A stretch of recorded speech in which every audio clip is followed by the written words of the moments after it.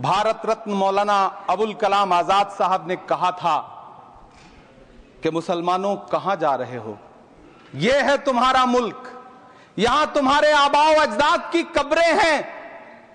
उस वक्त मौलाना आजाद की ये सदाएं सुन करके लोगों ने अपने सरों की गठरियां उतार करके रख दी थी। आज उसी दिल्ली में मौजूद देश की संसद में एक बिल आया है जो हमसे उसी जामा मस्जिद की सीढ़ियों के सबूत मांगेगा, जो उन्हीं सीढ़ियों के पास अपनी कब्र में सोए हुए मौलाना आजाद को फिर से कब्र से सदा देनी पड़ेगी कि ये जो कब्र है वो मेरी कब्र है, ये किसी सरकार की जागीर नहीं है। सभापति महोदय, मैं जहां खड़ा हूं इसी संसद भवन के सामने सड़क के उस पार अपनी कब्र में सोए हुए भारत के पूर्व राष्ट्रपति फखरुद्दीन अली अहमद की कब्र है। शायद अब उस कब्र से भी सदाएं आए कि ये कब्र मेरी कब्र है, ये सरकार की जागीर नहीं है।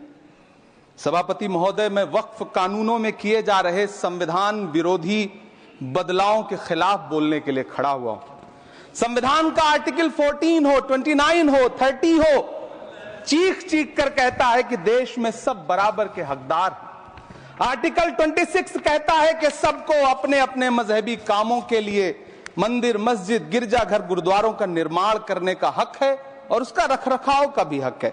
लेकिन डॉक्टर बाबा साहब अंबेडकर के संविधान को हर दिन कुचलने वाली ये सरकार देश के मुसलमानों से नफरत में इतनी अंधी हो गई है कि खुलेआम देश की संसद में देश सरकार के माइनॉरिटी मिनिस्टर साहब और होम मिनिस्टर साहब झूठ बोलते हैं और देश को गुमराह करते हैं, झूठ शब्द असत्य बोलते हैं। सरकार ने इस बिल का नाम उम्मीद रखा है।